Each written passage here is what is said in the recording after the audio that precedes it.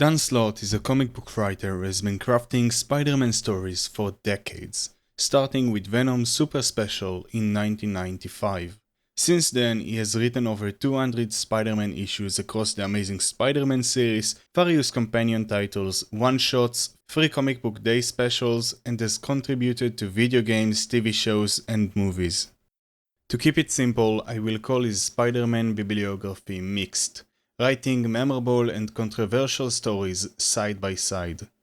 But in my opinion, his best work is there for you, printed in Amazing Spider-Man issue 801, published in 2018 at the end of his long-running Amazing Spider-Man run, co-created by artist Marcus Martin, colorist Munsta Vicente, and letterer Joe Caramagna.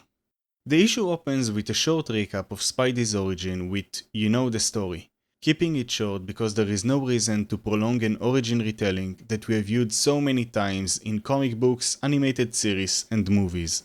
The next page shows us Kenneth Kincaid Jr. laboring at his desk, in his office at a late evening hour, complaining that his tasks are too bad to only be called all-nighters. He gets a phone call, followed by a dramatic panel of him getting the news that someone has little to no time left. Kenneth rushes out of the building and misses a taxi. Looking for some stress relief before he can actually catch one, he checks his cigarette pack, only to discover it's empty. Luckily, the trusty grocery store waits across the street. He enters, seeing the usual elderly cashier terrified, and for a good reason. A robber is threatening his life from behind the counter, shouting at our Kenneth, "Move!" with Kenneth trying to bargain as he needs to go see the man with little to no time, but it is no use against a paranoid man who doesn't want to go to jail. That goes on until a familiar friend comes along.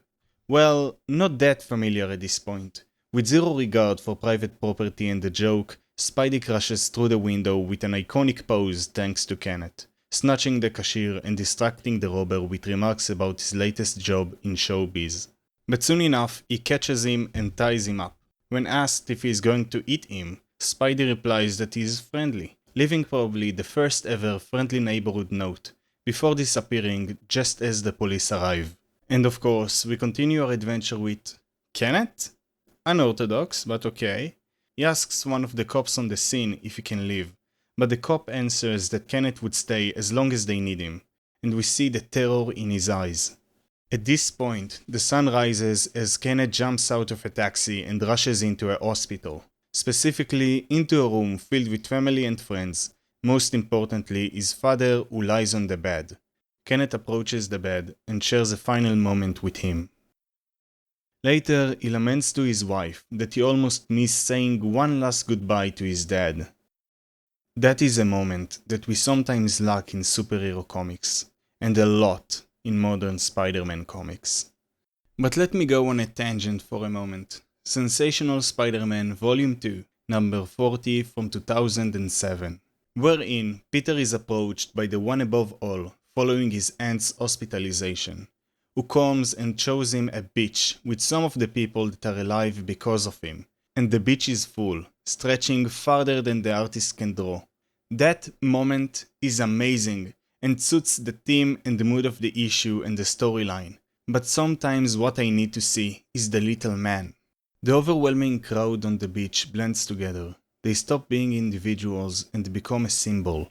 As Peter says to the one above all, you pass into their lives, then out of them in a matter of minutes or seconds, and you forget that their lives continue after you swing away. They go back to their homes, their jobs, apartments, and the one above all continues, because of something you did. You, Peter Parker. We don't get to see that kind of story often. The kind of story where the writer gives us more than a couple of minutes or seconds into the lives of the people Spider-Man saves. But in There For You, Slott chooses that when the action ends, we don't follow the hero home, but the victim, the bystander, the citizen, to see personally how his life was affected, to show us why being Spider-Man matters.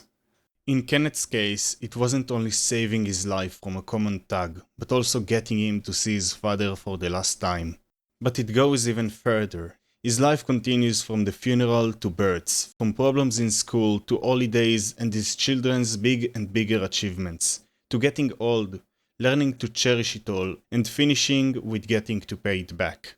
Today, Spidey is fighting some inner demons, the Mr. Negative goons, but they seem to be too much for him, and one of them manages to sneak away with a suitcase. But a foot sticking out from the crowd causes the runaway demon to tumble down. Spidey webs the loose demon as a familiar face brings in the suitcase. Who else but Kenneth? Spidey, being the straight man he is, tells the man that he owes him one. But Kenneth retorts that he is the one who has just paid it back.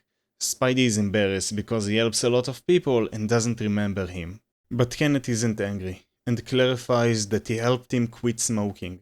Spider-Man, puzzled, greets Kenneth goodbye and swings away, leaving us with Kenneth and his niece Judy. She is annoyed that the first superhero she sees is Spider-Man.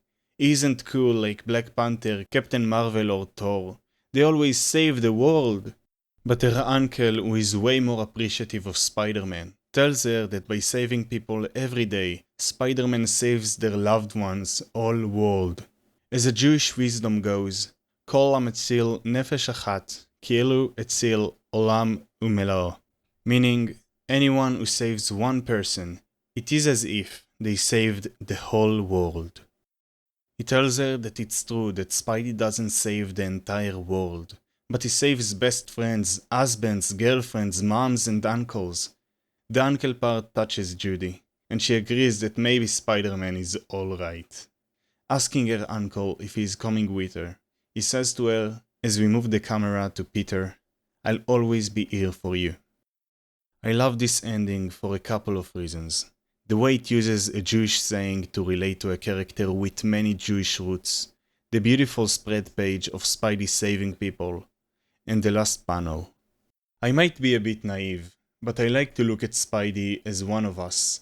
He is incredibly relatable, and sometimes I want to see myself and the people around me as him. Beings with the capacity to cause great change around them.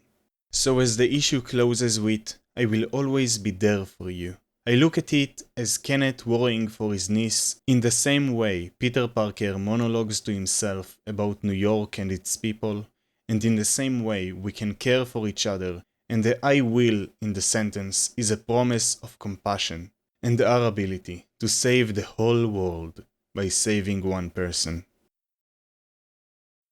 Thanks for watching. I tried a few new things in this video and I hope you enjoyed them. If you'd be so kind, hit the like and subscribe buttons and I will see you here again next time.